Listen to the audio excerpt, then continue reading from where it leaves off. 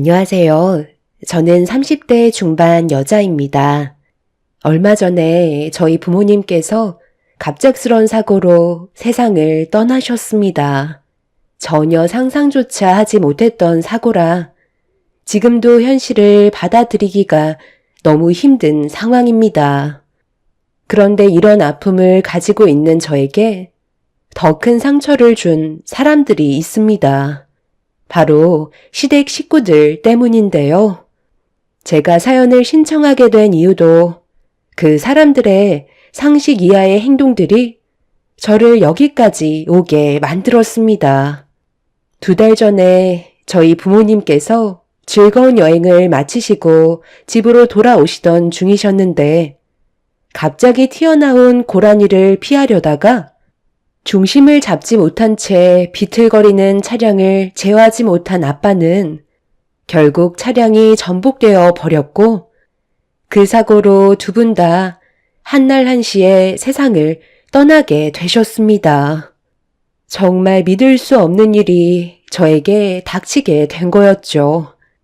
그렇게 장례를 치르는 사이 시부모님께서 장례식장을 방문해 주셨고 시모는 저에게 천천히 다가오시더니 제 손을 꼭 잡으셨어요. 어두운 얼굴을 하며 저를 바라보시는데 손에서 무언가가 느껴져 손바닥을 펼쳐봤더니 제 손에 쥐어진 건 꼬깃꼬깃한 10,000원짜리 3장이 올라가 있었어요. 저는 시모의 행동을 이해할 수가 없어 아무 말 없이 시모를 쳐다보았죠. 한꺼번에 2분을 떠나보냈으니 얼마나 마음이 아프겠어? 내가 너한테 무슨 말을 하더라도 위로가 되겠니? 그러니 부조금이라도 받아야 되지 않겠어? 얼마 안 되는 거지만 그거라도 받아라. 인생이라는 게 참 웃기지? 사돈 분들이 갑자기 세상 떠날지 누가 알았겠어? 그래도 산 사람은 살아야 되지 않겠니? 그나저나 장례식장에 와주신 분들은 이게 다인 거야? 2분 다 그동안 인간관계가 별로 좋지 않았었구만. 자리가 꽉 차야 되는데 비어있는 곳이 너무 많네. 밥이나 먹어야 쓰겄다. 장례식장에서 육개장은 먹을만 하거든. 대충 있다가 들어갈 테니까 우리는 신경 쓰지 말고 가서 눈이라도 좀 붙이든지 해라. 시모는 저에게 부의금이라며 구겨진 지폐 30,000원을 주셨어요. 저와 평소에 사이가 좋지 않았던 시모는 저희 부모님이 세상을 떠나셨는데도 저에게 상처를 주려고 이해하기 힘든 행동을 보이셨습니다. 보통 부의금을 봉투에 넣어 함에 넣지 않나요? 그런데 저에게 30,000원을 주셨던 시모가 어떤 의도로 그런 행동을 하셨는지 저는 이해할 수가 없었네요. 기분이 상하고 당장이라도 시모에게 달려가 한마디 하고 싶었지만 그날은 저희 부모님의 장례였기 때문에 최대한 안 좋은 감정을 억누른 채 화를 삭히고 있었습니다. 그런데 남편이 시부모님과 함께 술 한잔 하면서 대화를 나누고 있었는데 갑자기 자리에 일어나시더니 부모님 영정사진에 앉아있는 저에게 다가오셨어요. 별로 보고 싶은 얼굴은 아니었기 때문에 신경 쓰지 않고 있었죠. 시모는 저를 바라보며 앉으셨고 충격적인 말을 꺼내셨어요. 그게 정말이냐? 2분 다 생명보험이 들어있었다며? 방금 내 아들이 그러던데 사돈 어른이랑 안사돈 각각 3억씩 나온다고 하더라. 그래도 너한테 직접 들어야 확실한 거니 너 입으로 얘기 좀 해봐라. 정말 3억씩 나오는 거니? 그럼 총 6억인데 그 정도면 적지 않은 금액이잖아. 이게 웬 떡이니? 그렇잖아도 이번에 시애미가 살면서 평생 소원이 있었거든. 이참에 우리 집을 하나로 합치는 게 어떨 것 같니? 너희 집이랑 우리 집 합치고 사돈분들한테 지급되는 보험금 6억으로 우리 이번에 좋은 곳으로 이사가면 좋을 것 같은데 여기에서 이런 말 하는 게 좀 그렇긴 하지만 어차피 지금 얘기하나 그때 얘기하나 그게 다르진 않잖아. 48평 정도면 같이 사는 거 그게 부족하지 않을 것 같은데 한강뷰가 보이는 곳으로 이참에 이사 가는 게 어떻겠니? 모자란 부분은 대출 조금 더 받아서 가면 되니까 우리 그렇게 하자.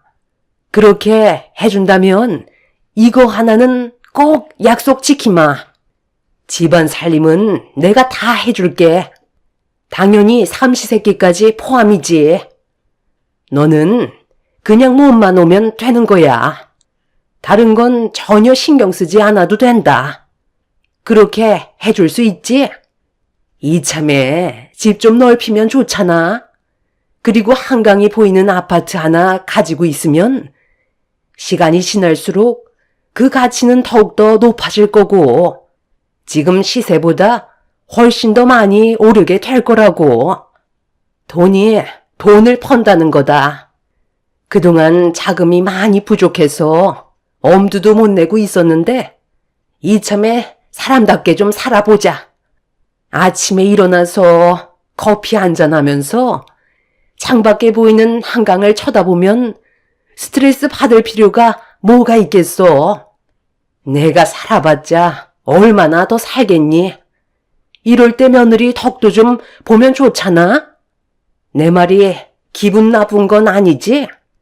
세상 떠난 너희 사돈이 그래도 마지막 가는 길에 빈손으로 떠나지 않아서 정말 다행이다.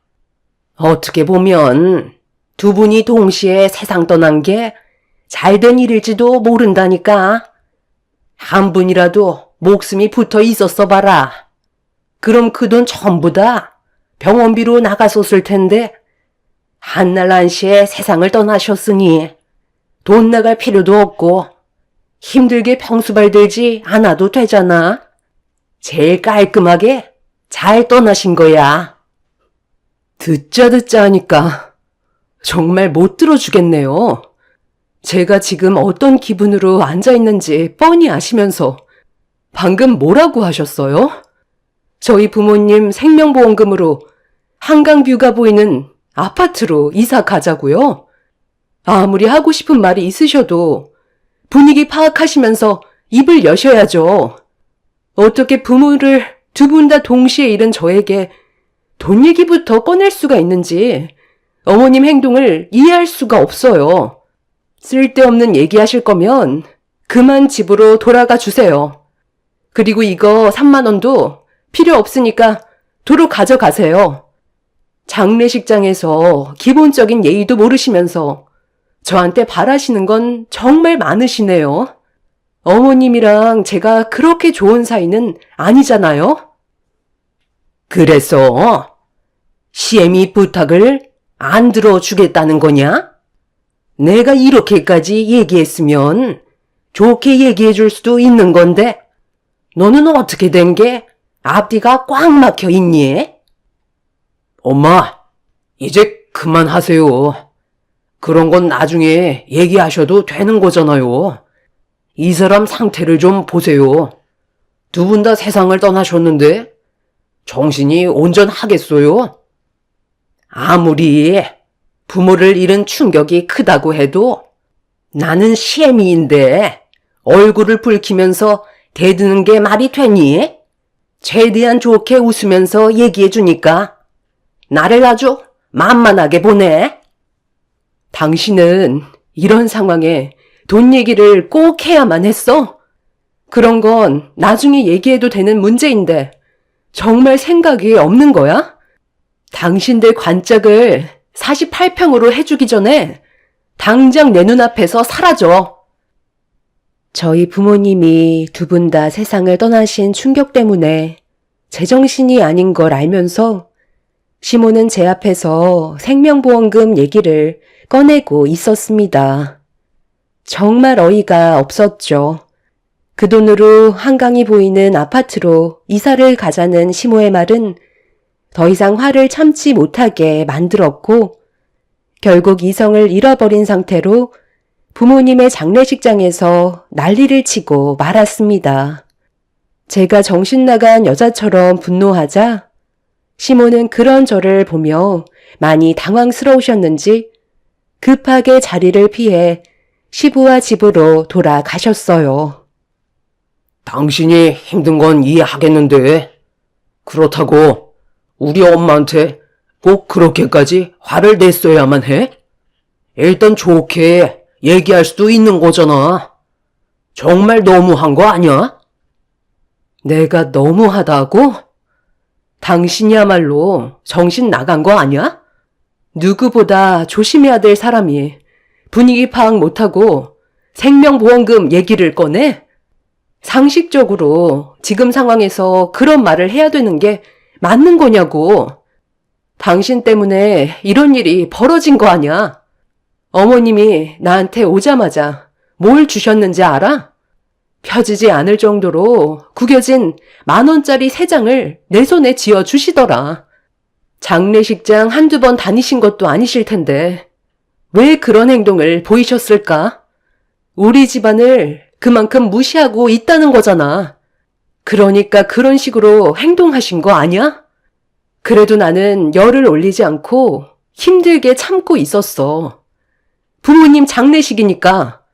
그런데 맨정신으로 버티는 것조차 힘들어하는 나한테 부모님 생명보험금으로 한강 뷰가 보이는 아파트로 이사 가자는데 내가 화가 안 나겠어? 입장을 바꿔놓고 생각을 해봐.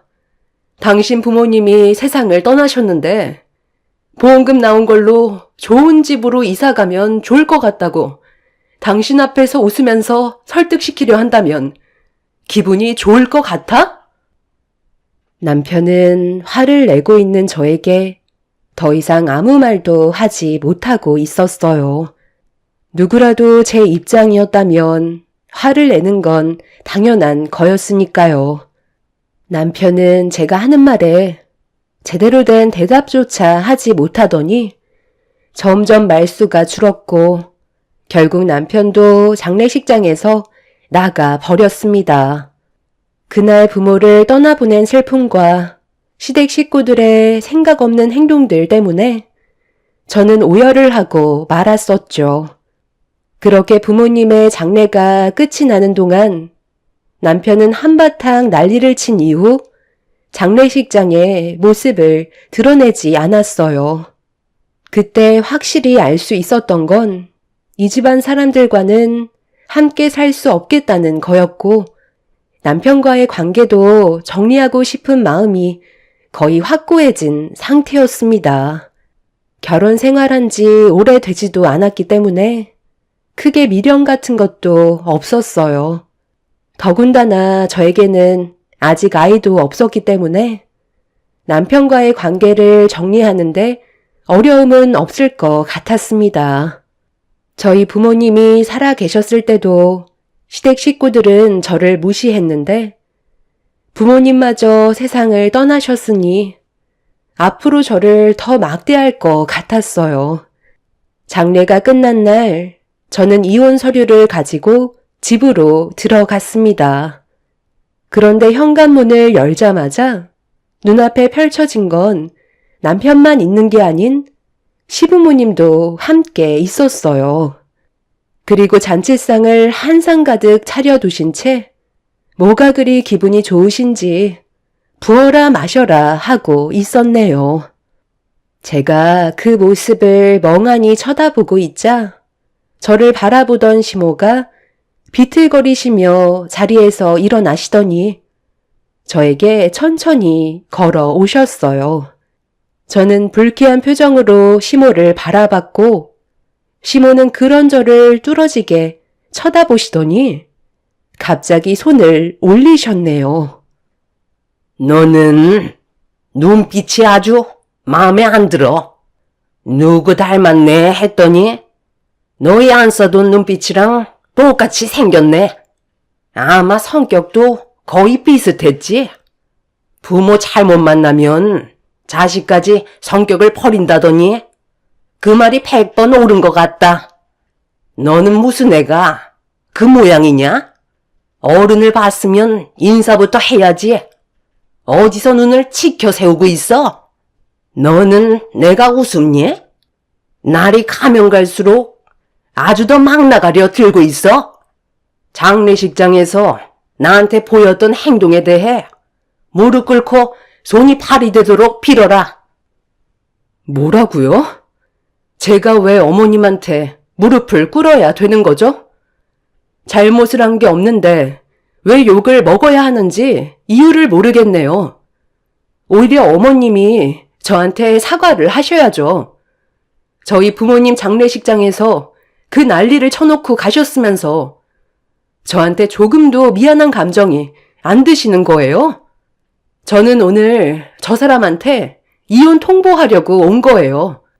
더 이상 이 집안 식구가 되고 싶지 않거든요. 당신만 사인하면 돼. 그럼 우리 관계도 여기서 끝이야.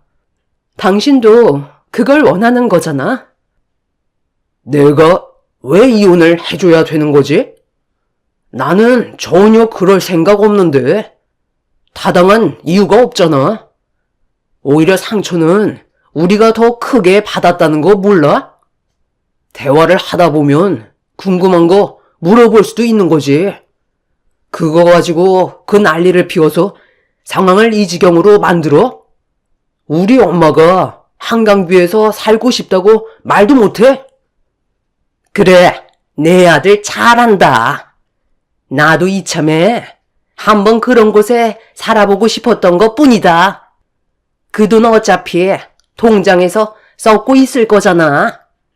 그래서 시엠이 손 좀 들어달라고 했던 건데 네가 이렇게까지 난리칠 줄은 정말 꿈에도 몰랐다.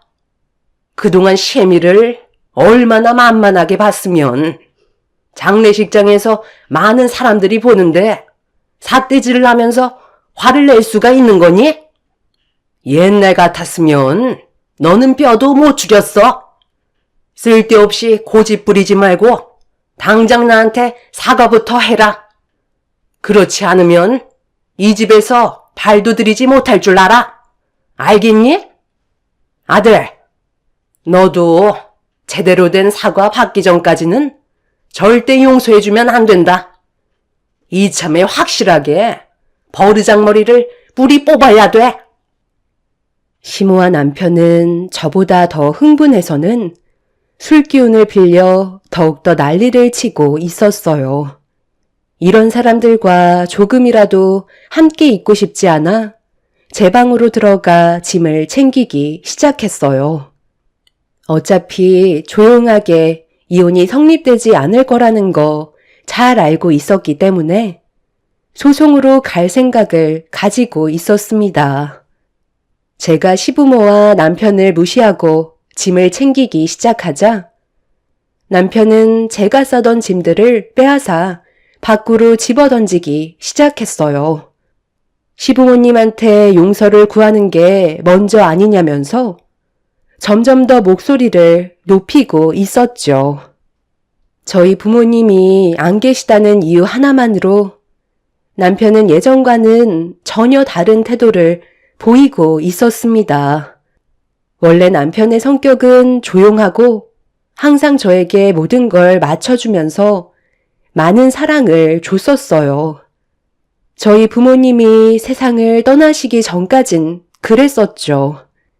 부부관계에 전혀 문제가 없었지만 시모가 항상 뒤에서 저와 남편과의 사이를 이간질하며 싸움을 부추겼었죠. 하지만 항상 서로 좋게 대화로 풀어나가면서 지혜롭게 헤쳐나갔었지만 남편은 이중적인 성격을 가지고 있었다는 걸 부모님이 떠나시면서 알 수 있었습니다. 더 이상 눈치 볼 사람이 없다고 생각했던 것 같아 보였어요. 남편과 이혼하려고 싸놓은 짐을 공중으로 던져버렸을 때는 제 마음도 같이 무너져 내리고 있었죠. 이미 남편과 돌이킬 수 없는 관계가 되어버렸기 때문에 더는 미련도 없었어요. 남편 얼굴에 이혼 서류 던져버리고 합의하지 않으면 소송으로까지 갈 거라는 한마디 한 뒤 집에서 나가려는데 시모가 가길 어딜 가냐고 제 뒷머리를 잡아 패대기를 쳤네요. 참을 만큼 참아왔던 저는 결국 시모를 미친 척 들이받아 버렸습니다. 더 이상 당하고만 살고 싶지 않았어요. 머리로 시모를 들이받아 버리자 남편은 넘어진 자기 엄마를 보며 경악을 했고 저에게 달려들려 하자 현관문을 활짝 연 뒤에 동네가 떠나갈 정도로 비명을 질러 버렸습니다. 남편은 제가 이미 제정신이 아니라는 걸 직감했는지 순간적으로 움찔거리더니 더 이상 저에게 다가오지 않았어요. 시모는 죽겠다면서 남편 보고 저를 잡으라고 했지만 자기도 똑같이 당할까봐 접근조차 하지 못하고 있었죠. 더군다나 제가 지른 비명소리에 동네 사람들이 밖으로 나왔기 때문에 함부로 할 수 없는 상태였습니다. 저는 그날 이후 남편을 상대로 이혼 소송을 걸었고 그렇게 법적인 절차를 기다릴 수밖에 없었어요. 분노한 시모는 이혼만큼은 절대 해줄 수 없다고 했지만 법이라는 게 시모가 생각하는 것처럼 이루어지지는 않았었죠. 변호사는 그동안 시모가 저를 대했던 행동들과 남편이 보였던 모습들을 봤을 때 제 신변에 위험이 있다고 판단해 소송으로 들어갈 시 이혼이 가능하다는 말을 들을 수 있었습니다. 당연히 제가 받았던 정신적인 피해 보상에 대해서도 진행을 하려 했었고 더 중요한 건 저희 부모님께서 무상으로 제공해 주었던 상가에 대한 문제였어요. 원래 시부모님께선 식당을 운영하셨었는데 부모님이 가지고 계셨던 단층으로 된 상가 건물이 공가가 되어버려 처분하려 하자 시모는 항상 식당이 작다고 불만을 가지셨었는데 이 소식을 듣게 된 시모는 저희 부모님을 설득해 자리 잡을 때까지 무상으로 제공받기로 약속을 하셨었죠. 하지만 그건 어디까지나 저희 부모님이 살아 계셨을 때라 이혼 소송을 하면서 그 상가도 처분하려고 부동산에 내놓으려 하자 며칠 전까지만 해도 난리를 치던 사람들이 갑자기 태도가 180도 변해선 언제 그랬냐는 듯 저에게 살가운 모습을 보여주고 있었어요. 아무리 그래도 이건 아니지. 서로 감정이 안 좋아지다 보면 당연히 상처되는 말도 몇 번 할 수도 있는 거고 몸싸움도 생기는 건데 그걸 식당이랑 엮는 건 나는 아니라고 본다. 이건 우리 생계가 걸려있는 문제라고. 가뜩이나 요즘 손님들도 안 와서 경제적으로 많이 힘들어졌는데 월세를 받겠다니. 그래도 우리가 가족이었는데 그건 좀 너무하다고 생각되지 않니? 내 아들과 이혼을 해도 식당은 계속 무상으로 제공해줘야 되는 게 맞지 않을까? 그건 저희 부모님이 살아 계셨을 때고요. 지금은 상황이 바뀌었잖아요. 그리고 누가 가족이에요? 저는 지금까지 저 인간이랑 결혼 생활하는 동안 단 한 번도 당신들을 가족이라고 생각해 본 적이 없었다고요. 저희 가족을 이용하려고만 들었지 진심으로 대해준 적은 없었잖아요. 막상 제가 극단적으로 행동하려고 하니까 상황이 불리해진 거 같으세요? 이렇게까지 만든 건 전부 다 당신이 저지른 행동 때문에 발생된 거잖아요. 이번 달까지 월세 맞춰주지 않으면 당장 상가 뺄 테니 무조건 자금 마련해 두세요. 당신 집안이 망하든 말든 그건 더 이상 제가 상관할 바가 아니죠. 저는 지금 눈앞에 뵈는 게 없는 사람이거든요. 시모는 얼굴이 사색이 돼서는 저에게 월세를 줘야 된다는 거에 상당한 불만을 제기하고 있었어요. 하지만 저는 눈 하나 깜빡하지 않았고 그 집안 사람들의 사정을 일절 봐주지 않았습니다.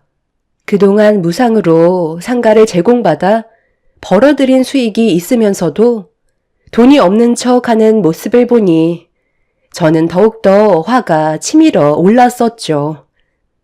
호의를 당연한 권리로 생각하는 시모에게는 조금도 베풀고 싶지 않았네요. 제가 단호하게 나가자 남편까지 찾아와 저를 설득하려고 거짓된 모습을 보여주고 있었어요. 이건 우리 둘의 문제이지. 부모님이 운영하는 식당은 그냥 놔두면 안 될까? 경기도 안 좋은데 어떻게 월세를 내면서 식당을 운영해? 당신도 봤잖아. 지금 먼지만 쌓이고 있는데 월세까지 내면 우리는 뭐 먹고 살라는 거야. 그동안 함께했던 정도 무시 못하는데 이건 좀 봐주면 안 될까? 내가 이렇게 부탁할게. 나는 그렇게 해야 될 이유가 없다고 생각하는데 당신은 이미 나랑 남이 되어 버렸는데 그런 사정까지 봐줄 필요는 없잖아. 그러게 누가 우리 부모님 장례식 때 그 난리를 치래? 당신 어머님이 장례식장에서 나한테 했던 행동들이 상식적으로 맞는 거야? 팔은 안으로 굽는다고 결국 당신도 그때 내 편이 아닌 어머님 편을 들어줬잖아. 그 상황은 누구라도 내 편을 들어줘야 했던 거라고.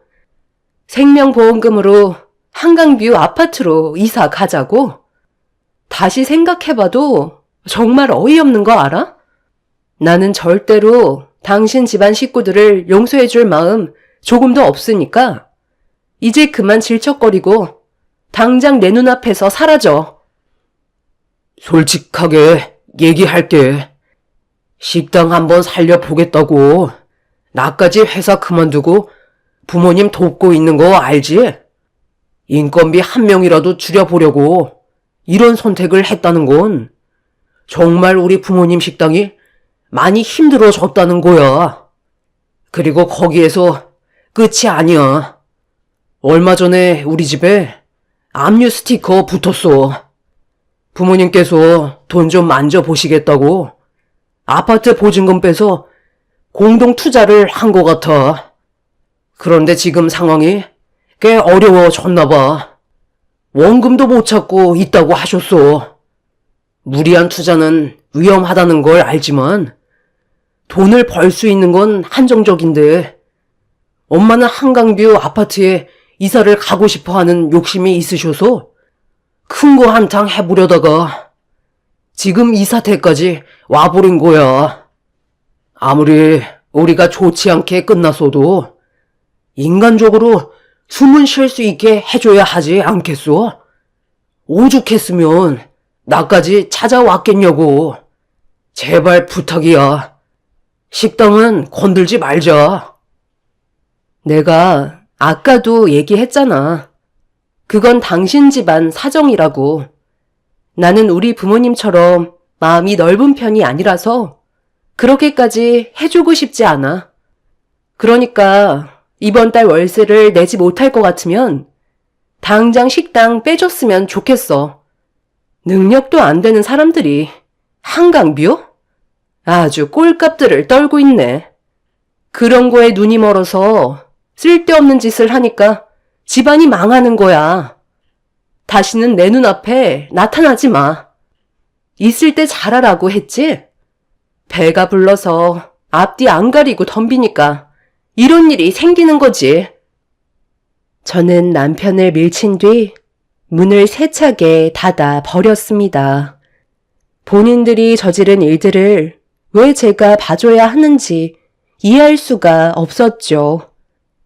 남편은 다시 한 번만 생각해 달라고 했지만 저는 두 귀를 닫아 버렸고 결국 그 사람들은 식당 운영으로는 빚을 갚을 수 없다고 판단했는지 저에게 월세를 주는 것보단 폐업을 선택하게 되었어요.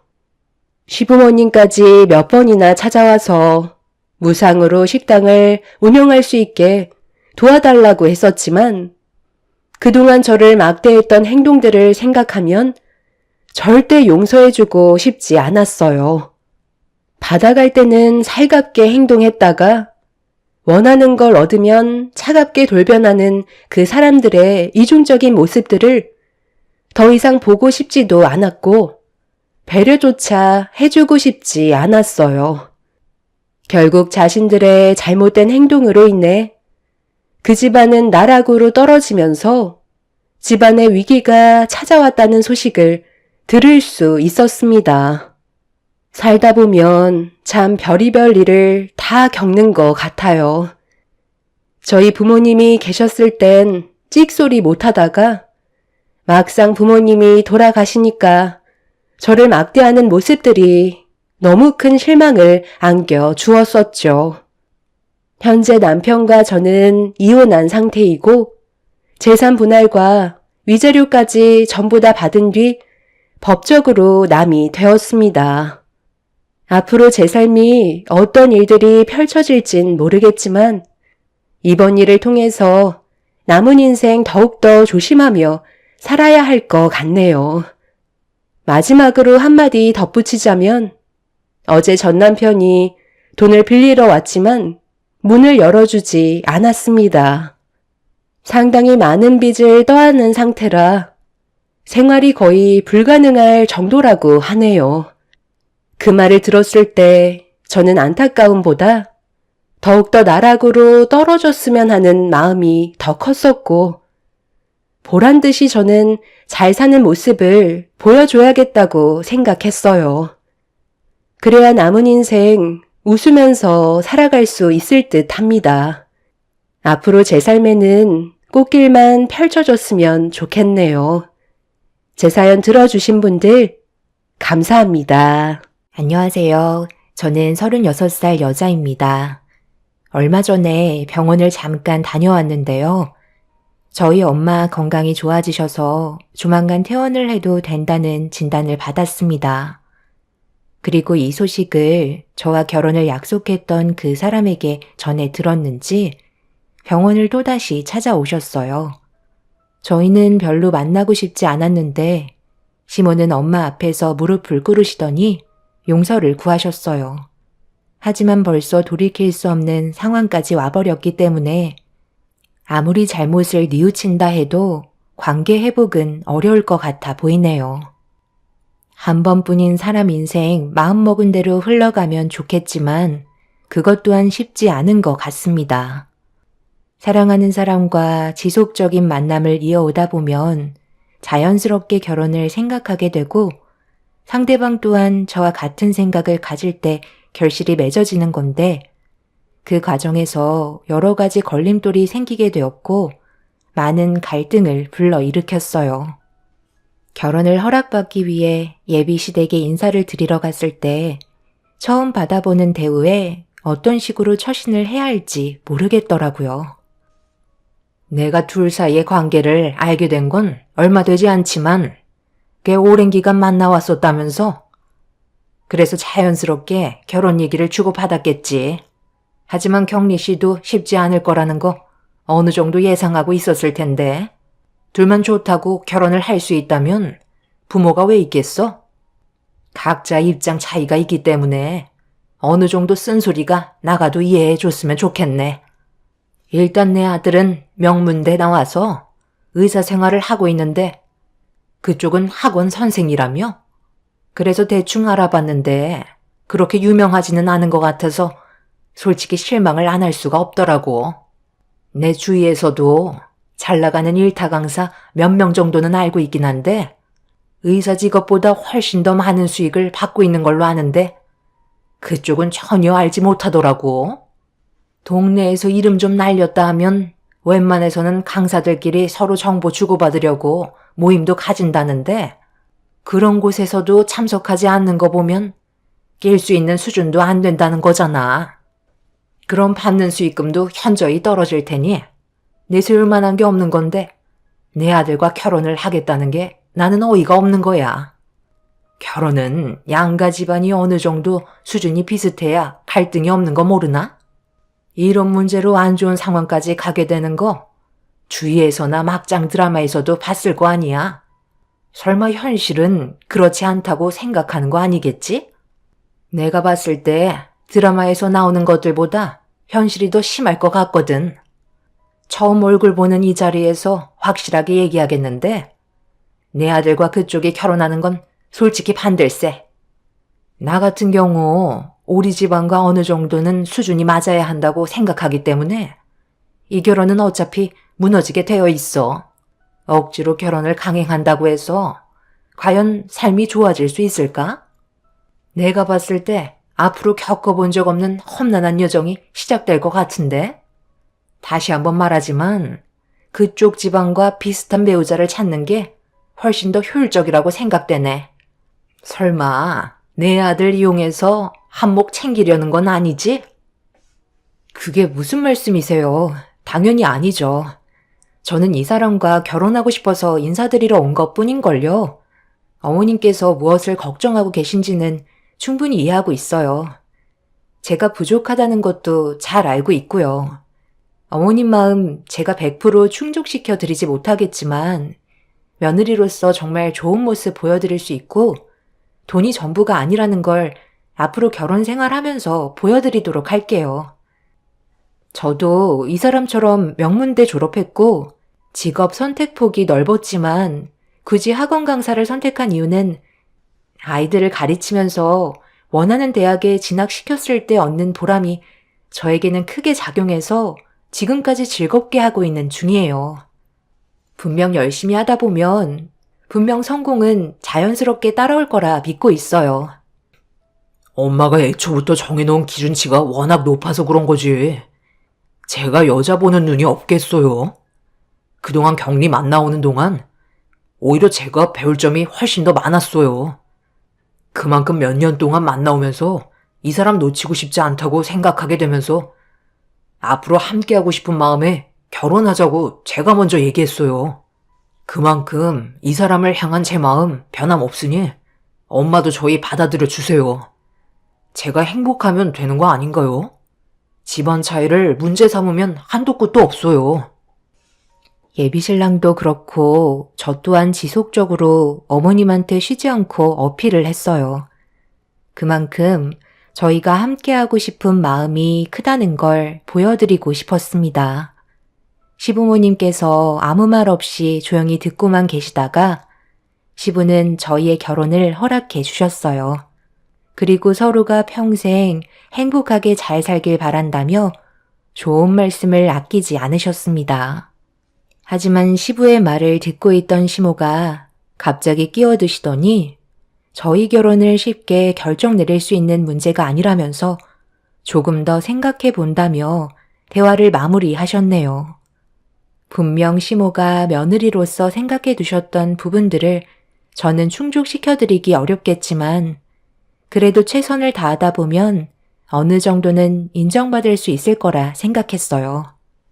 하지만 시모가 원하시는 건 제가 예상했던 것보다 상상 이상이었고 결혼이 이렇게까지 힘들 줄 몰랐네요. 예비시댁에서의 첫날은 처음부터 끝까지 긴장이었지만 그래도 최선을 다해 노력하는 모습을 보여드렸습니다. 정말 크게 용기 내서 인사드린 만큼 예비시댁에서 있었던 상황들이 아쉽게 다가왔고 다음에 다시 기회가 된다면 더 좋은 모습을 보여드리고 싶었어요. 그렇게 며칠의 시간이 지나는 동안 서로가 워낙 바빠서 시간을 내지 못해 자주 만나지 못했었는데 하루 일정을 마치고 퇴근을 하려고 학원에서 나오던 도중 시모가 건물 밖에서 저를 기다리고 계셨습니다. 너무 놀라서 급하게 달려가 인사를 드렸는데 비상등을 깜빡이고 있던 차량을 손으로 가리키면서 차에 타라고 얘기하셨습니다. 목적지도 알지 못한 채 일단 차에 타긴 했는데 너무 갑작스런 상황이라 많이 당황스럽기도 하면서 불안한 마음이 공존하고 있었어요. 그렇게 한참을 달려서 도착한 곳은 꽤 좋아 보이는 아파트 건물이었고 차에서 내린 시모의 뒤를 따라가게 되었죠. 시모는 아무 말 없이 엘리베이터 제일 꼭대기층을 누르신 뒤 저를 데려간 곳은 그 사람과 함께 살 집이었습니다. 시모는 텅텅 비어있는 집을 저에게 보여주시며 한마디 하셨어요. 이 집 어떻니? 마음에 드니? 둘이 살기에 딱 적당하지? 내가 우리 아들 결혼하면 선물해 주려고 준비해 두었던 집이다. 정말 내 아들과 결혼을 하고 싶은 마음이 있다면 이 집에 들어와서 살아야 할 거다. 그 대신 조건이 있다. 이곳을 이제부터 네 혼수로 꽉 채우거라. 집은 우리 쪽에서 장만했으니까 혼수는 당연히 그쪽에서 장만해야지. 많이 당황스러운 표정인데 설마 그것까지 내가 준비해 줄 거라고 생각한 건 아니지? 이거 받아라. 명품 집에 어울리는 혼수 품목들 정리해 놓은 리스트니까 거기에 적혀 있는 가전들로 들여오면 될 거다. 내가 대충 계산해 봤는데 한 5억 정도는 되는 것 같더라.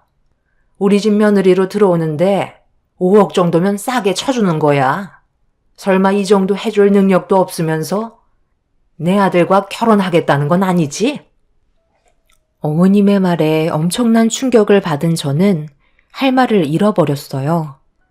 대충 봐도 70평 정도는 되어 보이는 집에 단둘이 사는 건 너무 비효율적인 것 같았어요.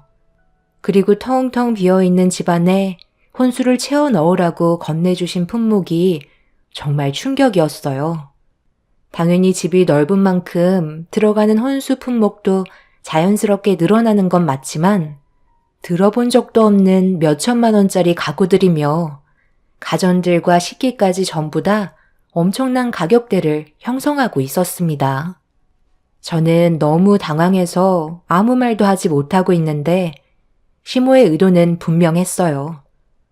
이 정도 하면 제가 떨어져 나갈 거라고 생각하고 있는 듯 보였습니다. 재력이 있는 사람들이야 5억이 아무것도 아니겠지만 저희 집안은 그렇게까지 여유가 많은 건 아니기 때문에 무리일 수밖에 없었고 시모는 제가 서둘러 답을 해주길 기다리고 있었네요. 여기서 5억 혼수를 해오겠다고 얘기하면 결혼이 성사되는 거지만 그렇지 못한다면 이 결혼은 없던 일로 되는 거였죠. 그래서 침착하게 대화해보는 게 좋을 것 같아 제가 가진 고민을 털어놨어요. 어머님께서 생각하시는 기준에 제가 미치지 못한다는 거 충분히 알고 있어요. 그래서 많이 실망하셨겠죠. 하지만 저희 둘이 사는데 70평 정도 되는 아파트는 효율적이지 못한 것 같아요. 결혼한다면 아이도 가질 테지만 그래도 이 정도 평수는 대가족이 들어와서 살아도 넓은 집인데 여기에 어머님이 주신 혼수품을 전부 다 채운다고 제대로 활용할 수 있을까요? 그리고 저희 엄마가 지금 건강상 문제가 있어서 병원에 입원 중이시거든요. 금전적인 부담이 많은 건 사실이에요. 제가 많이 부족한 거 알아요. 어머님 마음에 차지 않은 여자가 며느리로 들어온다는데 당연히 화가 많이 나셨겠죠. 저희 집안 형편을 조금만 생각해 주시면 안 될까요? 저 정말 그 사람과 행복하게 살고 싶어요. 너희들 결혼 허락해 주겠다잖아. 그래서 이렇게 기회를 주는 건데 왜 받아먹질 못하는 거니? 5억 혼수면 비싸지도 않은 거고 내 주변에는 그 이상의 금액으로 들여오는 사람들도 허다한데 너무 커져 먹으려 드는 거 아니니? 내가 이만큼 했으면 당연히 너도 어느 정도는 해줘야 균형이 맞는 거지. 그것도 하지 못하면서 어떻게 내 아들과 살림을 차리겠다는 거야? 적혀 있는 대로 이 집에 전부 다 채워넣지 않으면 결혼은 없던 걸로 해야 되겠다. 소급 장난이 아닌 거 너도 잘 알잖아? 사부인이 병원에 입원 중인 거랑 집안 살림 채우는 거랑 무슨 상관이니? 병원비가 없을 정도로 사정이 많이 어려운 건 아니잖아.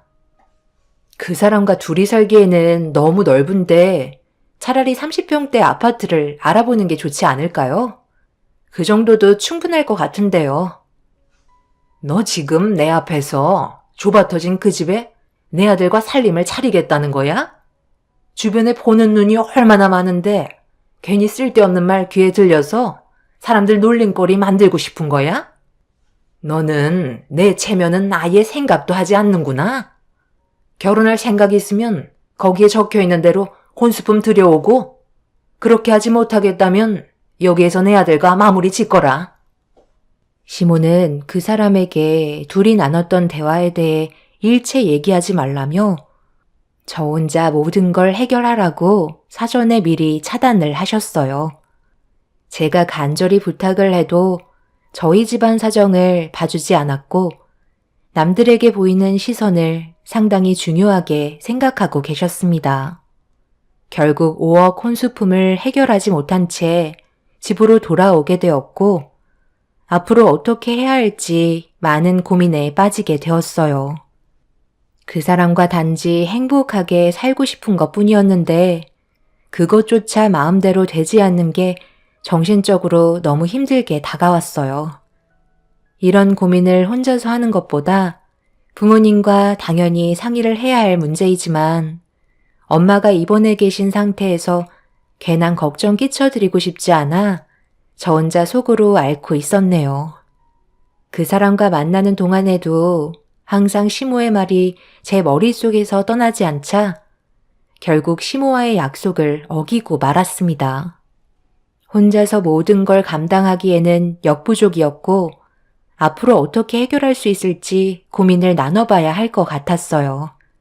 그래서 시모가 건네준 5억의 혼수 리스트를 꺼내 보여줬네요.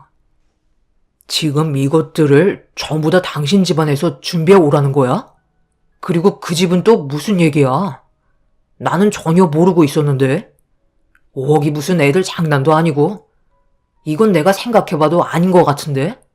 내가 엄마랑 다시 진지하게 대화 좀 나눠볼게. 아버지도 이 사실을 알아야 원만하게 해결을 하지. 이런 고민을 당신 혼자서 앓고 있으면 당연히 아무것도 해결이 안 되지. 그리고 엄마한테 70평 집이 있었다고? 그것도 처음 듣는 말인데. 내가 모르는 게 왜 이렇게 많아? 그리고 둘이 사는데 그렇게 큰 집이 뭐가 필요해? 30평 정도면 적당한 거지. 엄마는 그냥 당신이랑 내가 결혼을 하지 못하게 끊어내고 싶어서 그런 무리한 요구를 한 것 같아. 우리 엄마랑 사소한 거라도 마찰이 있다면 무조건 나한테 얘기해줘야 내가 나중에 처리를 해줄 수 있어. 아버지가 우리 둘만 좋으면 된다고 했는데 왜 엄마가 이렇게까지 행동하시는지 나도 이해하기 힘든데 당신은 더 많은 스트레스를 받았겠다. 아버지가 모든 걸 바로잡아 주실 거니까 너무 걱정하지 말고 오늘은 들어가서 푹 쉬어. 그리고 어머님 건강 상태는 어떠셔? 그래도 암을 초기에 발견해서 회복률이 높으실 거야. 조만간 인사드리러 간다고 전해드리고.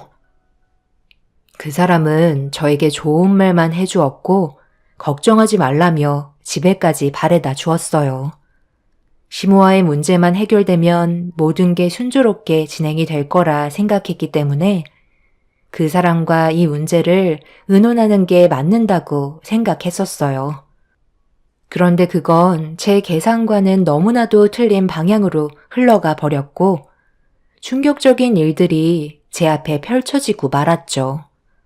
다음날 퇴근을 하고 병원에 도착해 엄마 병실을 향해 걸어가고 있는데 갑자기 시모가 제 앞에 나타나셨어요. 화가 머리끝까지 올라오셨는지 흥분한 상태로 저를 향해 걸어오시더니 제 팔을 강하게 잡으신 뒤 비상계단으로 저를 끌고 가셨습니다. 아무래도 그 사람한테 혼수 문제로 대화를 주고받은 것 때문에 저를 찾아오신 것 같았어요. 내가 귀에 못이 박히도록 얘기하지 말라고 그렇게 경고했는데 지금 내 말을 무시하는 거니? 쥐뿔도 없는 집안 내가 받아주겠다는데 5억 혼수품이 그렇게 하고 싶지 않았어? 그럼 다른 남자 찾아보면 될 것을 왜 자격 미달인 네가 감히 내 아들을 넘봐? 한 번만 더 내 앞에 나타나기만 해봐라. 그때는 말로 끝나지 않을 거다. 웬만해선 내가 손을 쓰지 않는 성격이기 때문에 지금도 엄청 참고 넘어가는 거야. 그러니 더 이상 우리 집안에 문제 일으키지 말고 내 아들과 인연 끊거라. 혼수 리스트 하나도 제대로 해오지 못하는 능력 없는 너를 내가 며느리로 어떻게 받아들이겠니? 어머님, 사람 사는 기준이 다 다르지만 저희 집안 사정도 어느 정도 생각해 주셔야죠. 지금 경제적으로 어려운 상황이고 이 문제로 병원에 계신 저희 엄마한테 스트레스 받게 하고 싶지 않아요. 지금 수술 경과도 좋아졌고 조금 있으면 퇴원하시는데 괜히 스트레스 받으시는 일 생기기라도 하면 암이 재발될 수도 있어서 지금까지 아무 말도 하지 않고 있었어요. 제가 많이 부족한 만큼 정말 열심히 살아가는 모습 보여드릴 테니 그 사람과 결혼하는 거 허락해 주세요. 인생의 돈이 전부가 아니잖아요. 그래서 지금 사정을 봐달라는 거니? 안 되겠다. 내가 너희 사부인 얼굴 좀 보면서 얘기를 해야 이 문제가 해결될 것 같구나. 마지막으로 말하는데 5억 혼수 리스트에서 하나라도 빠진다면 이 결혼은 없던 걸로 할 테니까 그만 고집 피워라. 알겠니? 시모는 화가 머리끝까지 올라왔는지 저를 강하게 밀치시더니 엄마가 계신 병실로 걸어가셨어요. 병원에까지 찾아온 걸 보면 그 사람한테 엄마가 계신 병원을 전해 들은 것 같았습니다. 저는 시모의 팔을 잡고 소란 피우지 않았으면 좋겠다고 간절히 부탁했지만 시모는 이미 귀를 닫아버리셨는지 제 말을 들어주려 하지 않았어요. 결국 화가 머리끝까지 올라온 시모는 저희 엄마가 계신 4인 병실의 문을 대차게 열며 들어가셨고 급하게 저도 뒤따라 들어간 순간 충격적인 광경을 목격하고 말았습니다. 분명 엄마한테 소리치며 화를 내셔야 하는데 온몸이 굳은 것처럼 그 자리에 멈춰 계셨어요. 아들, 네가 지금 왜 여기에 있는 거야? 여기에 있으면 안 되는 시간 아니야? 그런데 당신은 여기를 어떻게 알고 찾아온 거야? 엄마, 지금 그게 문제예요? 어머님한테 전부 다 얘기 들었어요. 엄마랑 예전에 대학 동기였다면서요? 어머님이 엄마가 어떤 모습인지 궁금하다고 하셔서 잠깐 사진 보여드렸는데 갑자기 당황해 하시길래 이유를 여쭤보니까 엄마가 대학 시절 때 어머님 밀어서 떨어뜨렸다면서요? 과에서 엄마가 짝사랑하던 남자가 있었는데 그 사람은 어머님과 서로 만나고 있었고 그런 모습이 질투가 나서 사람들 몰래 다리 위에서 밀치고 도망쳤는데 증거 불충분으로 결국 해결되지 못하고 어머님은 결국 다리 하나를 평생 장애를 안고 살아갈 수밖에 없었다고 하는데 그 말이 사실이에요? 그게 갑자기 무슨 뚱딴지 같은 소리야. 나는 오늘 그쪽을 처음 본다고. 몸 상태가 안 좋다더니 이제는 치매까지 오셨나 봐. 원수는 언젠가 다시 만난다더니 어떻게 이런 식으로 또 만나게 됐네. 그동안 아주 잘 지내고 있었나 봐.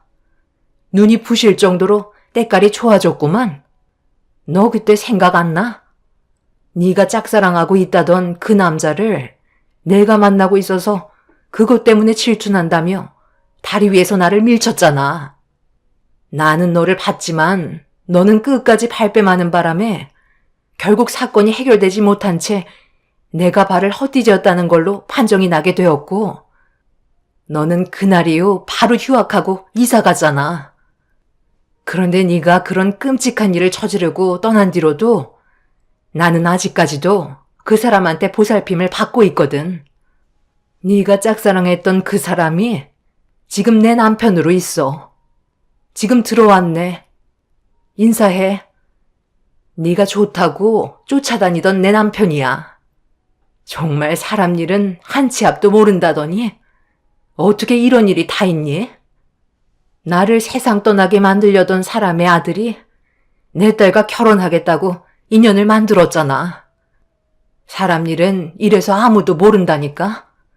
네가 내 딸을 안 받아주는 게 아니라 내가 네 아들을 사이로 안 받아줄 건데 이거 어쩌지? 제가 알지 못하는 충격적인 말을 듣게 되었고 그 사람과 시부는 화가 잔뜩 올라온 얼굴로 시모를 노려보고 있었습니다. 시모는 전부 다 저희 엄마가 지어낸 얘기라고 했었지만 시부와 예비신랑이 솔직하게 얘기하지 않으면 평생 시모의 얼굴을 두 번 다시 안 보겠다며 솔직하게 사실을 얘기하라고 화를 내자 부정하던 시모는 그 자리에서 털썩 주저앉아 버렸어요. 그리고 모든 사실을 인정했고 과거의 행동은 실수였다며 용서를 구하기 시작하셨죠. 하지만 돌이킬 수 없는 사건이었기 때문에 시모의 용서는 받아들여지지 않았습니다. 엄마는 시모를 평생 용서할 수 없다면서 아픈 몸을 이끌며 시모에게 다가가 가슴을 내려쳤습니다. 알고 보니 엄마와 시모는 대학교 때 둘도 없는 친구로 상당히 가까운 사이였는데 한 남자를 둘이서 사랑하다가 엄마와 저희 아빠가 정식으로 연애를 하게 되면서부터 시모의 질투가 올라와 끔찍한 일을 저지르게 되었던 거였죠. 결국 이 문제로 그 사람과 저는 남은 인생을 함께 할 수가 없었어요. 그동안 살아오면서 쩔뚝거리는 엄마의 다리를 항상 봐왔기 때문에 이런 가슴 아픈 사연을 듣고도 그 사람과 더 이상 만날 수는 없었습니다. 시부와 그 사람은 단순히 그냥 병문안 차 온 거였는데 이런 충격적인 일이 눈앞에 펼쳐질 거라곤 상상조차 하지 못했습니다. 시모는 피눈물을 흘리면서 과거의 행동에 대해 사죄했지만 오랜 세월이 흐른 만큼 마음의 골이 깊어진 엄마는 용서를 구하는 시모를 받아주지 않았습니다. 이렇게 되자 시부는 저희 엄마가 용서해 줄 때까지 절대로 집에 들어오지 말라며 화를 내시곤 병실을 나가셨네요. 그 사람도 시모의 잘못된 행동에 충격을 많이 받았는지 눈물을 흘리며 밖으로 나가 버렸습니다. 그날 이후 시모는 시간만 되면 계속해서 병원을 찾아와 용서를 구하고 계십니다. 하지만 엄마가 장애를 가지고 살아온 세월만큼 시모의 용서를 쉽게 받아줄 것 같지는 않네요. 시모는 저와 그 사람의 결혼을 허락해 줄 테니 저희 엄마 좀 설득해 달라며 시부가 오만정이 떨어져서 각방까지 쓰고 계시고 그 사람도 집을 나가버렸는지 가정을 원래대로 돌려놓고 싶다고 애원하셨어요. 네가 원하는 거 다 해줄 테니까 제발 부탁이다. 내가 그동안 힘들게 끌어온 가정을 한순간에 무너뜨리게 할 수 없다. 내가 너한테 모질게 했던 행동들 전부 다 미안하고 혼수로 오억하라고 얘기한 것도 솔직히 억제 부려서 떼어놓으려 했던 거 사실이었다. 어느 부모도 자식이 좋은 집안과 결혼시키고 싶어 하지 부족한 집안에 보내고 싶어 하지 않잖아. 지금 별거 얘기까지 나오고 있는 판국에 내가 할 수 있는 건 용서를 받는 것밖에 없다. 그때는 젊었고 철이 없었으니 그런 행동이 나오긴 했지만 나도 지금까지 살면서 그때 기억 때문에 마음 편히 살았던 적 단 한 번도 없었어. 그래서 저보고 어떻게 하라는 거예요? 저희 엄마가 받은 상처를 제가 왜 엄마를 설득시켜야 하는 건데요? 아무리 철이 없어도 누구나 그런 식으로 행동하지 않아요. 당신은 선천적으로 그런 성격을 가지고 계신 거죠. 그래서 저한테도 그런 식으로 행동하신 거 아닌가요? 저희 엄마는 당신을 두 번 다시 보고 싶어 하지 않으니까 그만 찾아오세요. 그럼 내가 어떻게 하면 좋을까? 돈이라도 주면 만족하겠니? 얼마면 될 것 같아? 평생 병원비는 지원해 줄 테니까 제발 한 번만 내 잘못을 용서할 시간을 주면 안 되겠니? 지금은 한 푼도 없지만 용서만 받으면 내가 원하는 대로 해줄 수 있어. 아직까지 뭐가 문제인지 전혀 인지하지 못하고 있는 것 같아요. 엄마가 그러셨어요. 당신이 한쪽 다리가 똑같이 장애를 입게 되면 그때 용서해줄 마음이 생길지도 모른다고요. 잘 한번 생각해 보세요. 엄마가 기회를 주신 걸 수도 있잖아요? 그건 너무 억지잖아. 멀쩡한 다리를 어떻게 장애를 만들어 오라는 거야? 내가 다리에서 뛰어내리기를 바란다는 거니? 방금 억지라고 하셨어요? 정말 말 웃기게 하시네요. 저한테는 혼수를 5억이나 해오라고 하셨으면서 그때는 뭐라고 하셨죠? 제가 사정을 봐달라고 간절히 부탁했는데도 들어주려 하지 않았잖아요. 당신이 생각한 억지가 저도 똑같이 느끼고 있었다고요. 시모가 평생 꾸려온 가정이 한순간에 무너지는 순간이었고 제자리로 돌려놓고 싶어 하십니다.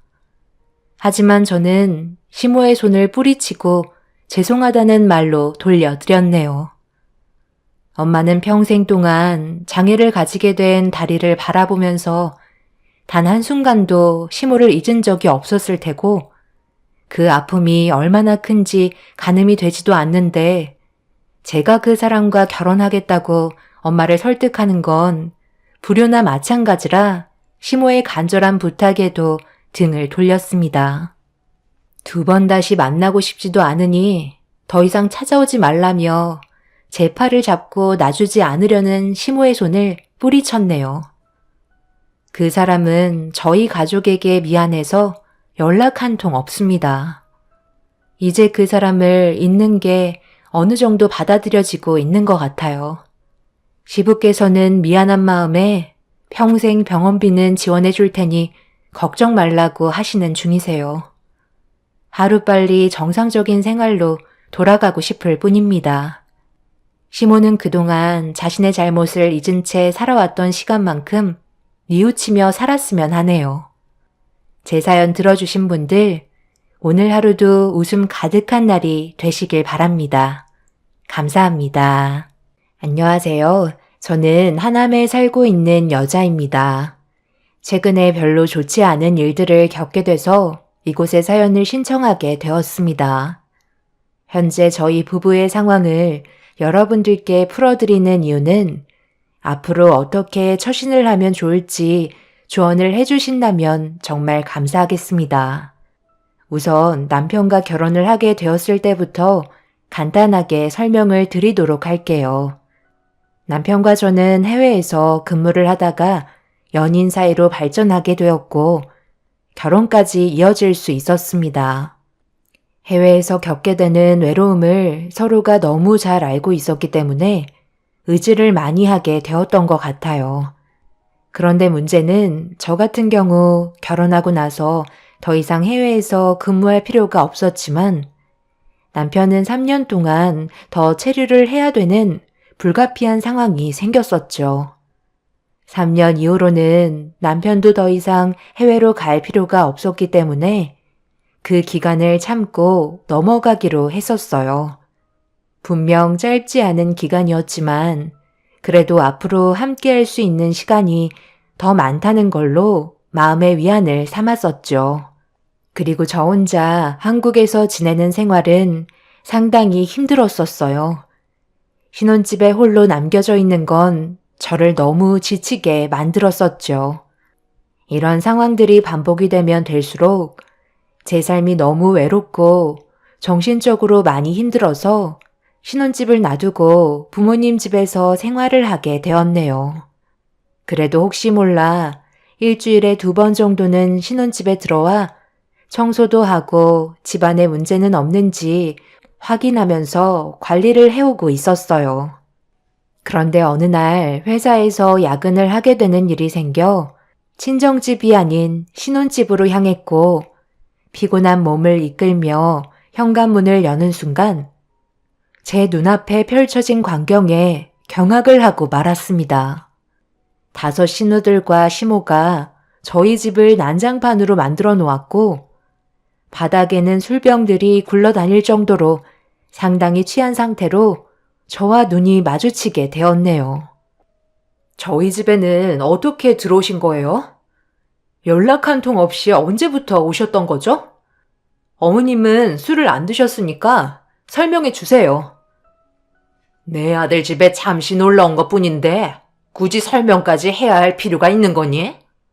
오늘은 시간도 늦었으니 우리도 슬슬 일어날까 생각 중이다. 너희가 결혼하고 제대로 된 신혼생활도 없이 떨어져 살아서 어떻게 지내고 있나 궁금해서 와봤는데 설마 이 일로 기분 나쁘게 생각하는 건 아니지? 그리고 지방골이 이게 뭐니? 도대체 며칠 만에 집에 온 거야? 웬만하면 창문은 조금씩 열어놔야 군내가 안 나지. 아까 현관문 열자마자 집안에 탁한 공기가 얼마나 불쾌했는지 알아? 저번에 말씀드렸잖아요. 혼자 이 집에서 지내는 게 오히려 우울해서 당분간 저희 부모님 집에서 지내기로 설명드렸었는데 이런 식으로 행동하시는 건 옳지 않다고 생각해요. 지금 당장 정리하시고 나가주셨으면 좋겠어요. 허락 없이 침입하신 건 명백히 주거 침입에 해당된다는 거 잘 알고 계시죠? 오늘 일은 그냥 넘어갈 테니 저희 집에서 이제 그만 나가주세요. 어머, 새언니, 지금 뭐라고 하셨어요? 오늘 일은 그냥 넘어간다고요? 우리 오빠 집에 왔는데 저희가 왜 범죄자 취급을 받아야 하는 거죠? 주거 침입했으니 저희 엄마랑 우리 동생들 전부 다 콩밥 먹이시게요? 저 솔직히 조용히 가려 했는데 새언니가 저희 식구들을 대하는 태도가 마음에 안 들어서 오늘은 그냥 여기서 자고 가야 할 것 같아요. 한 식구가 된 마당에 저희를 이런 식으로 매몰차게 쫓아내려 하시는 건 정말 너무한 것 같은데요? 제 말이 틀렸나요? 첫째 신우가 한마디 하는 순간 밑에 아래 신우들도 똑같이 분위기를 몰아가기 시작하더니 안방에 들어가 이불을 꺼내서 바닥에 깔곤 그 자리에 그냥 누워버렸습니다. 시모는 조용히 일어나시더니 몸이 좋지 않다며 안방으로 들어가신 뒤 방문을 닫으셨어요. 눈앞에 펼쳐진 충격적인 상황들이 저를 당황스럽게 만들었고 어떻게 해야 할지 몰라 자리 깔고 누워버린 신우들을 그냥 바라볼 수밖에 없었네요. 저도 남편과 결혼을 한 지 얼마 되지 않아서 신우들을 어떻게 감당해야 할지 방법을 찾지 못해 일단 주위에 널브러져 있는 술병들과 음식들을 치울 수밖에 없었습니다. 5 신우는 술에 취해 눕자마자 깊은 잠에 빠져버렸고 시모도 아무 말 없이 잠이 들어 버렸네요. 저는 그 광경을 보고 정말 짜증이 나고 화가 치밀어 올랐지만 결혼한 지 얼마 되지 않았기 때문에 참고 넘어갔어요. 그렇게 집안을 대충 정리한 뒤에 한 공간에 있는 것도 불편하고 쓸데없는 말 듣고 싶지 않아 친정집으로 가려는데 둘째 신우가 갑자기 저를 불렀어요. 새언니, 지금 어디 가시려는 거예요? 설마 지금 친정 가시려는 건 아니시죠? 저희 이대로 놔두고 갈 건 아니죠? 저 오늘 야근하고 들어오자마자 아직까지 아무것도 못하고 있었어요. 내일도 새벽같이 나가야 하는데 저도 쉴 시간이 조금은 필요하잖아요. 어머님이랑 집에 있겠다면서요. 그럼 차라리 제가 가는 게 낫지 않겠어요? 그냥 대충 씻고 같이 누워서 자면 되는 거지. 뭐가 불편하다고 그래요? 우리 이제 한 식구 아닌가? 그리고 내일 아침은 어떻게 하려고요? 저희 술 엄청 많이 마신 거 아시면서 그냥 가시려 했던 건 아니시죠? 그래도 저희 엄마 아침은 차려주셔야 하지 않겠어요? 갑자기 찾아온 만큼 준비도 되어 있지 않으니 냉장고에 있는 거 대충 해서 아침상은 봐주는 게 좋을 것 같네요. 이왕 아침상 차려주시는 거 저희 해장할 수 있는 것도 준비 좀 해주시면 좋겠어요. 그러니까 지금 나보고 아침상까지 봐달라는 거예요? 내가 이런 말까지 안 하려 했는데 아가씨 정말 너무하네요. 허락도 없이 남의 집에 들어와 난장판으로 만든 것도 그냥 넘어갔는데 아침상까지 봐달라고요? 참는 것도 한계가 있는 거예요. 그래서 뭐 어떻게 하려고요? 그냥 가겠다는 건가요? 이제야 본 성격이 나오시네. 저희 엄마가 안방에서 누워있는 것도 짜증이 나고 저희도 거실이랑 작은 방 차지해서 쉴 공간이 없으니 친정에 가서 자려는데 아침상까지 봐달라고 해서 화가 엄청 올라오셨어요? 그렇다고 안방에 저희 엄마 있는데 말을 꼭 그런 식으로 하셔야 되는 거예요? 누가 잘못했는지 전혀 인지하지 못하는 것 같은데 술 취한 사람이랑 무슨 대화를 더 하겠어요. 쉬다 가세요.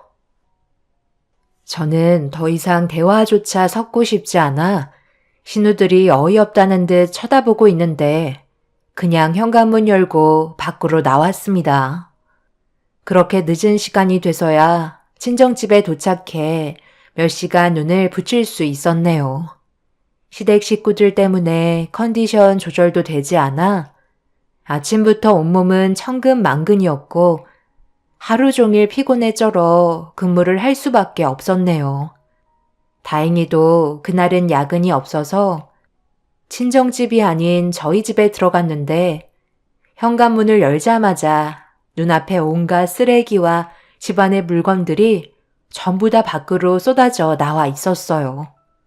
여기저기 방 구석구석 전부 다 뒤집어 놓은 걸 보니 전날에 제가 그냥 친정집으로 돌아갔던 걸 기분 나쁘게 생각해서 집안을 난장판으로 만들어 놓은 뒤 돌아간 것 같았습니다. 그날 화가 정말 많이 끌어올랐지만 꾹 참고 넘어갔어요. 그리고 곧바로 현관문 비밀번호를 바꿔놓은 뒤 집안 대청소를 하게 되었네요.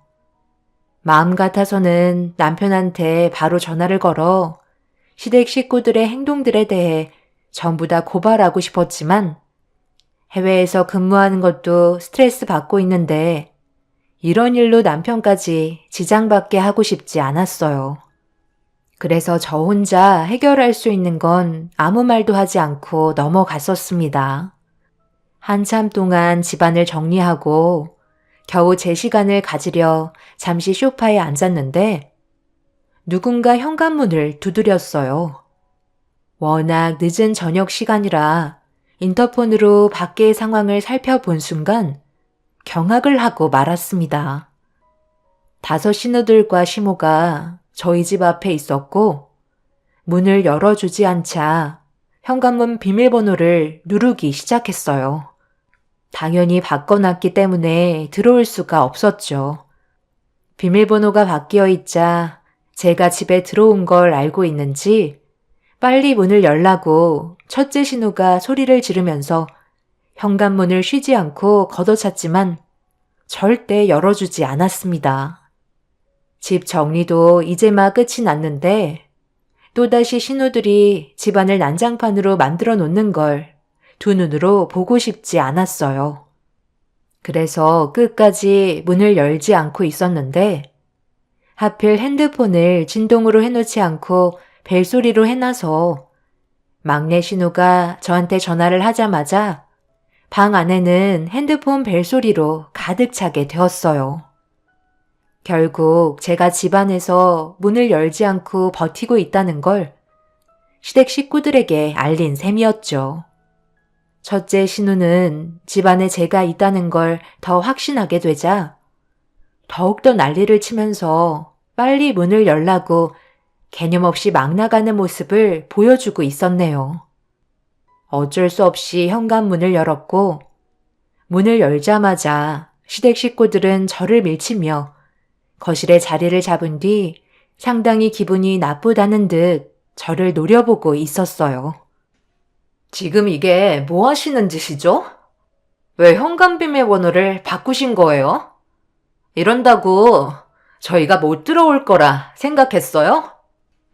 전날에도 분명 남의 집에 허락 없이 들어오는 건 더 이상 허용하지 않겠다고 확실하게 못을 박았을 텐데요. 저희가 남이에요? 엄마, 지금 새언니가 저희 보고 남이라는데 어떻게 생각하세요? 내 아들이랑 결혼했다고 그걸로 끝난 거니?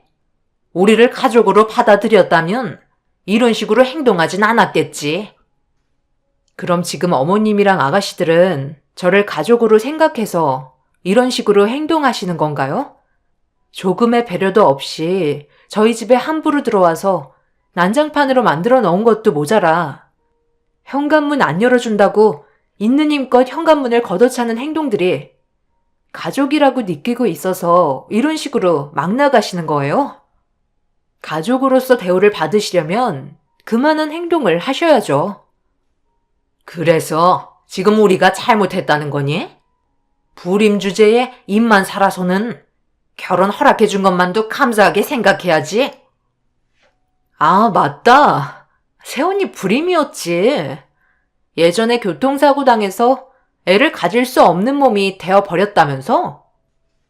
우리 집안에 하나밖에 없는 아들이 대를 이을 수 없다는 말을 들었을 때 얼마나 큰 충격을 받았는지 알아?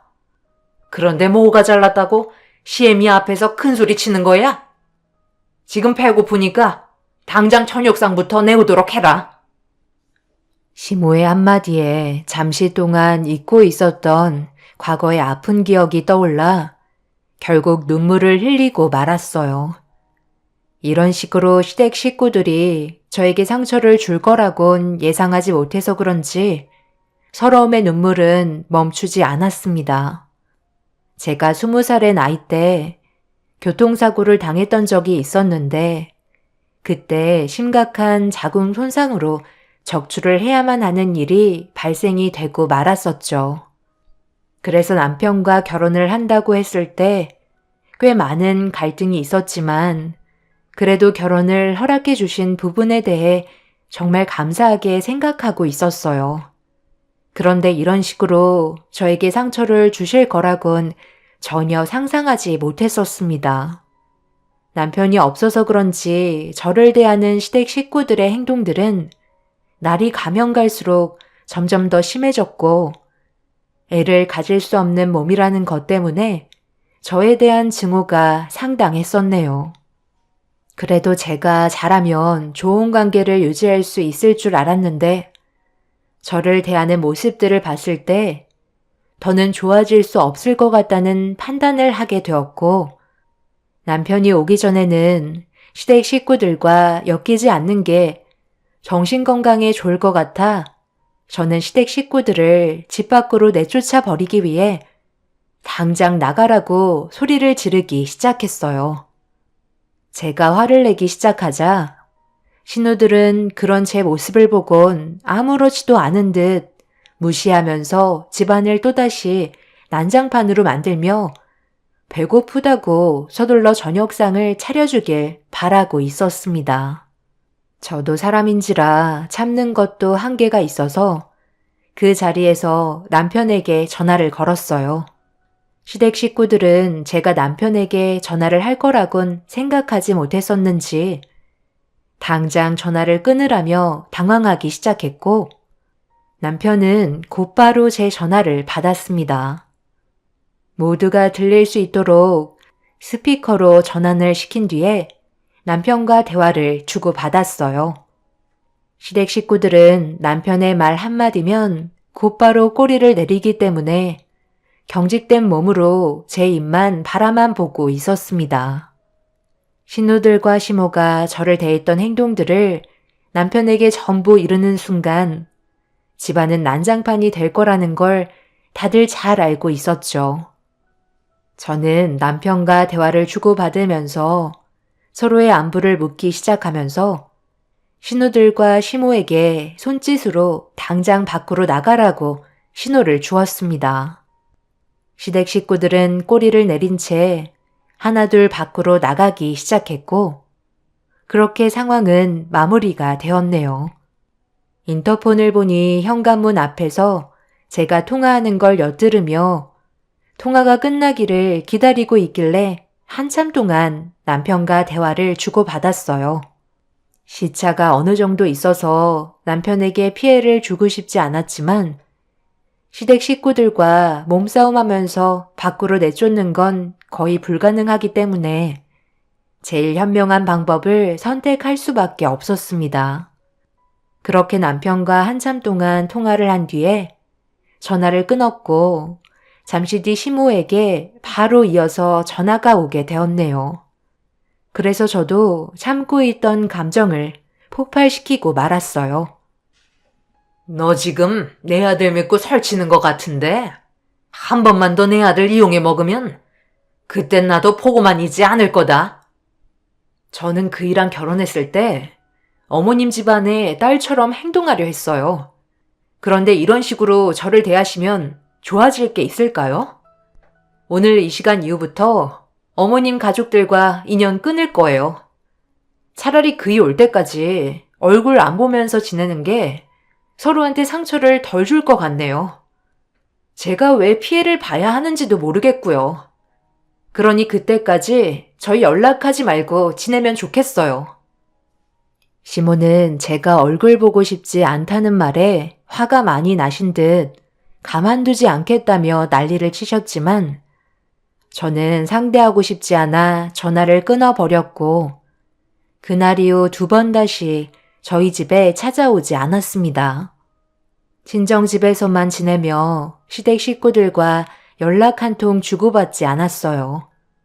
그렇게 되니 저와 시댁 식구들의 골은 점점 깊어져만 갔고 아예 모르는 사람처럼 지내게 되었네요. 저희 부모님께서도 어떤 상황인지 전부 다 알고 계셨기 때문에 시댁 식구들을 껄끄러워 하셨어요. 그래서 남편이 한국으로 귀국하면 차라리 다른 지역으로 이사 가는 게 좋을 것 같다고 얘기한 적이 있었죠. 시댁 식구들과 한번 틀어지게 되면 관계 회복은 어려울 거라는 말을 하셨습니다. 저도 부모님과 같은 생각이었기 때문에 남편이 모든 일을 마치고 한국으로 귀국을 하면 그때는 제가 받았던 안 좋은 일들에 대해 전부 다 털어놓고 따로 지내는 게 좋을 것 같다고 판단했었습니다. 그렇게 서로 연락도 안 하면서 지내던 어느 날 첫째 신우에게 갑자기 연락이 왔어요. 어떤 이유에서라도 연락을 받고 싶지 않아 무시하고 있었는데 제가 계속해서 전화를 받지 않자 첫째 신우가 문자 한 통을 보내왔고 문자를 확인한 순간 어쩔 수 없이 병원을 들려야만 하는 안 좋은 상황이 생기고 말았습니다. 시모의 몸이 급격하게 안 좋아져 병원에서 검사를 받았는데 콩팥에 문제가 생기셨는지 병원에 입원 중이시라며 병문안을 와주길 바라고 있었어요. 그래도 입원을 하셨다는 말에 어쩔 수 없이 병원을 가야만 했고 병실 문을 열자마자 시모와 시누이들의 시선을 한 번에 받고 있었네요. 그동안 연락 한 통 받지 않더니만 저희 엄마가 쓰러지셨다는 말에 이렇게 한 걸음에 달려오신 걸 보면 어떤 상태인지 많이 궁금하셨나 봐요. 병원에서 엄마 콩팥에 문제가 생겼대요. 지금 상당히 심각한 상태라 투석을 받으면서 이식자를 기다려야 하는데 대기자 등록 작성하면서 물어보니까 평균 7년 정도 대기를 해야 된다 하더라고요. 그래서 어떻게 해야 할지 지금 고민이에요. 가족이면 바로 이식이 가능하다던데 어떻게 해야 할지 의논하고 있던 중이었어요. 내 얼굴 보고 싶지도 않았을 텐데 뭐하러 온 거야? 내 숨이 언제 끊어지나 구경하러 왔니? 꼴 보기 싫으니까 당장 나가거라. 왜 그런 식으로 얘기하시는 거예요? 어머님 솔직히 지금까지 제가 잘못한 게 뭐가 있어요? 전부 다 어머님이랑 아가씨들이 그동안 저를 함부로 대하셨지 저는 단 한 번도 어머님한테 안 좋은 모습 보여드린 적 없었어요. 그러니 이제 제발 그만하세요. 언제까지 이런 식으로 지내실 거예요? 이런다고 좋아질 것 하나 없어요. 그이가 이제 돌아올 날도 얼마 남지 않았는데 계속 이런 관계 유지하면 나중에 좋은 소리 듣겠어요? 제가 아이를 가지지 못한다는 이유 하나 때문에 이러시는 건가요? 내 아들이 너랑 결혼하겠다고 난리치지만 않았어도 이런 일은 없었어. 애도 못 가지는 하자 있는 몸뚱이가 뭐가 잘났다고 고개 쳐들면서 시애미한테 대들고 있는 거야? 더 이상 할 말 없으면 이제 내 앞에서 썩 사라지거라. 새언니가 우리 엄마한테 사랑받으며 살 수 있는 방법이 있긴 한데 어차피 애도 못 가지는데 콩팥 하나 정도는 떼줘도 되는 거 아니에요? 우리야 아직 결혼을 안 했으니 당연히 이식수술이 꺼려진다 하지만 새언니는 이미 우리 오빠랑 결혼했잖아요. 그럼 한 가족이 된 건데 당연히 이식해줄 수 있지 않겠어요? 솔직히 저희 엄마가 자식한테 기증받고 싶겠어요? 그래도 새언니 콩팥은 받을 수 있을 것 같은데. 엄마 생각은 어때요? 그렇게 하는 게 좋을 것 같죠? 우리야 마음 같아서는 엄마한테 바로 기증해 드리고 싶지만 아직 우리 5달 결혼도 못했는데 몸에 문제가 생겨서 결혼 못하면 안 되잖아요. 그건 나쁘지 않은 것 같네. 그래, 말 나온 김에 그렇게 하는 게 좋을 것 같다. 세아가 너는 어떻게 생각하니? 시애미를 위해서 콩팥 하나 떼어줄 수 있겠니? 그렇게 해준다면 앞으로 내가 너를 딸로 생각하며 옆에 끼고 살도록 하마. 그게 지금 무슨 말씀이세요? 저보고 어머님한테 콩팥 하나 기증하라고요? 저는 어머님이 배 아파 낳은 자식이 아니니까 받아도 상관없다는 말인가요? 저희 부모님 생각은 안 하시나요? 사람들이 왜 이렇게 이기적이세요? 제가 여기 잘못 온 것 같네요. 저도 엄마 뱃속에서 10달 품어 세상 밖으로 나온 귀한 자식입니다. 어머님 딸들이 5이나 있는데 그 중에 하나 골라서 콩팥 받으시면 되겠네요. 제가 봤을 때 아가씨들 전부 결혼할 수 있을 거라 생각하시는 건 아니시죠? 몇 분은 결혼 못할 것 같은데요? 정말 어이가 없었습니다. 남의 자식 콩팥은 아무렇지 않게 받으려 하면서 자기 딸들의 콩팥은 받고 싶지 않아 하는 시모와 신우들이 저를 더 화나게 만들었어요. 그래서 순번이 돌아올 때까지 투석받으면서 지내는 게 속 편할 것 같다고 한 소리 한 후에 멀쩡한 것 같아서 그만 가보겠다며 병실에서 나가려는 순간 첫째 신우가 이런 저의 행동에 화가 많이 올라왔는지 뒤에서 제 머리채를 잡으며 패대기를 치고 말았네요. 그렇게 되자 신우들이 우르르 몰려와서 저를 짓밟기 시작했어요. 순식간에 병원은 아수라장이 되었고 사람들이 말려준 덕분에 저는 몸을 피할 수가 있었습니다. 첫째 신우는 제 얼굴에다 침을 뱉어대며 2번 다시 찾아오지 말라고 인간 이하의 행동을 하기 시작했고 나머지 신우들 또한 저를 잡아먹을 듯이 달려들려 하고 있었어요. 이런 상황 속에 일단 피하는 게 더는 다치지 않을 거라 생각해 병원에서 빠져나왔고 너덜거린 상태로 신혼집에 들어가 결국 남편에게 이 사실을 전부 다 털어놓고 말았습니다.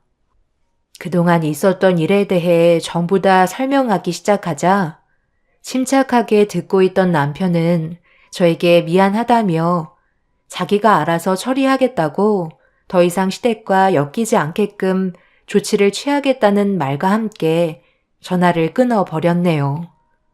그리고 저는 신우들에게 짓밟히면서 상처가 나버린 몸 여기저기를 전부 증거물로 남겨두었고 그날 이후 시댁과는 2번 다시 엮이지 않겠다고 결심하게 되었습니다. 그런데 다음날 아침에 갑자기 막내 신우에게 전화가 왔어요. 당연히 받지 않았는데 막내 신우가 저에게 쉬지 않고 문자를 보내길래 확인을 해보니 남편이 지금 시댁에 와서 난리를 치고 있다며 서둘러 말려달라고 충격적인 문자를 보내고 있었습니다. 너무 놀라 급하게 시댁으로 향했고 현관문을 여는 순간 눈앞에 펼쳐진 광경은 입을 다물지 못할 정도로 끔찍했었네요. 5 신우들은 전부 다 무릎을 꿇은 상태로 손이 발이 되도록 저에게 빌고 있었어요. 너희들 내가 뭐라고 그랬어? 나 없는 동안 이 사람 잘 챙겨주라고 얘기했었지? 그런데 이거 뭐야? 술 먹고 난리친 음성 녹음에 내 집에 함부로 들어와서 난장판으로 만들어 놓고 현관 비밀번호 바꾸니까 문을 열라고 난리를 쳐? 이 사람이 나한테 보낸 음성이랑 영상들 속에 담겨있던 너희들 모습 보고 내가 얼마나 큰 상처를 받았는지 알아? 그런데 어머니 콩팥에 문제가 생겼다고 이 사람한테 장기 이식해달라고 했었다며? 싫다고 하니까 병원에서 짓밟고 얼굴에 침까지 뱉어? 너희들이 그러고도 인간 대접을 받길 원하는 거야? 나는 오늘 일을 절대 잊지 않을 거고 용서하지 않을 줄 알아. 이제 그만해라. 내가 몸이 얼마나 안 좋은지 알면서 지금 엄마 앞에서 난리를 치고 싶은 거야? 엄마 투석받은 상태인 거 몰라? 엄마가 제일 나쁜 거 알아요? 어른이면 어른답게 행동을 하셔야지. 꼭 이런 식으로 이 사람한테 상처를 주셨어야 했어요? 아기 가질 수 없는 몸이 뭐 어때서요? 저희들이 행복하게 잘 살고 있는데 그게 그렇게 중요한가요? 저는 어머니한테 제일 큰 실망을 했어요. 내가 오늘 회사 퇴사하고 여기까지 날라온 건 이 시간 이후로 2번 다시 어머니와 너희들 얼굴을 안 보고 살려고 온 거니까 앞으로 내 앞에 나타나지 마. 알겠어? 한 번만 더 내 앞에 나타났다간 이걸로 끝나지 않을 거야. 오빠, 우리가 정말 잘못했어. 그렇다고 이렇게까지 하는 건 아닌 것 같아. 차라리 새언니가 우리 얼굴에 침을 뱉으라고 그래. 내가 왜 그런 쓰레기 같은 행동을 시켜야 하는데? 너희들처럼 똑같은 사람 만들고 싶지 않다. 이걸로 끝내는 걸 감사하게 생각해. 남편은 제가 그동안 보관하고 있던 증거물들과 병원에서 당했던 일들로 법적인 처벌을 내리겠다며 전부 다 구속시킨다고 화를 내기 시작하자 신우들은 남편의 다리를 붙잡으며 애원하기 시작했어요. 남편은 머리를 자를 건지 법적인 처벌을 받을 건지 선택하라고 결정권을 주었고 결국 신우들은 머리카락을 내어주고 말았습니다. 그렇게 남편은 손에 들고 있던 가위로 신우들의 머리카락을 싹둑 잘라버렸어요. 몇 번이고 용서해달라고 했지만 이미 이성을 잃어버린 남편은 아무도 말릴 수가 없었습니다. 시모는 남편의 손을 잡고 뜯어 말렸지만 이미 소용이 없었어요. 남편은 5 신우들의 머리를 전부 다 남자처럼 짧게 잘라버렸고 그날 이후 2번 다시 시댁 식구들과 만나는 일이 없었습니다. 남편은 자기 가족들 때문에 상처받은 점에 대해 미안하다고 얘기하면서 서둘러 이사 계획까지 알아보게 되었습니다. 3년간 해외 근무를 마쳐야 했던 남편이 중간에 퇴사를 결정한 건 시댁 식구들의 인간 이하의 행동을 더 이상 두고 볼 수 없어서 내린 결정 같았어요. 그런데 남편 회사에서 아까운 인재라며 국내로 다시 발령을 해줬고 정상적으로 회사에서 다시 근무를 할 수 있게 되었네요. 그렇게 저희 부부가 잘 지내고 있던 도중 시모의 건강 상태가 많이 안 좋다는 소식을 계속해서 접하고 있는 상황이에요. 이식자를 언제까지 기다려야 할지 모르는 상황에 서둘러 이식을 받아야 하는데 신우들은 전부 다 이식을 꺼려하고 있습니다. 그래서 남편에게 어떻게 하면 좋겠냐고 몇 번이나 문자가 왔지만 아무런 답도 해주지 않고 있네요. 남편은 더 이상 시댁 집안의 식구가 아니라면서 저한테 했던 행동들만 생각하면 피가 끓어오른다고 2번 다시 얼굴 볼 생각이 없는 것 같습니다. 여러분들께서도 저희 가족이 내린 결정이 맞는다고 생각하시나요? 시모는 이식자가 나타나지 않으면 앞으로 더 힘들어질 것 같아요. 저는 시댁 식구들 얼굴 보고 싶지 않습니다. 많은 분들의 생각을 들어보고 싶네요. 인연을 끊었다곤 하지만 가족이라는 끈을 끊어낸다는 게 쉬운 문제는 아닌 것 같아요. 여러분들의 현명한 조언 기다리겠습니다. 감사합니다.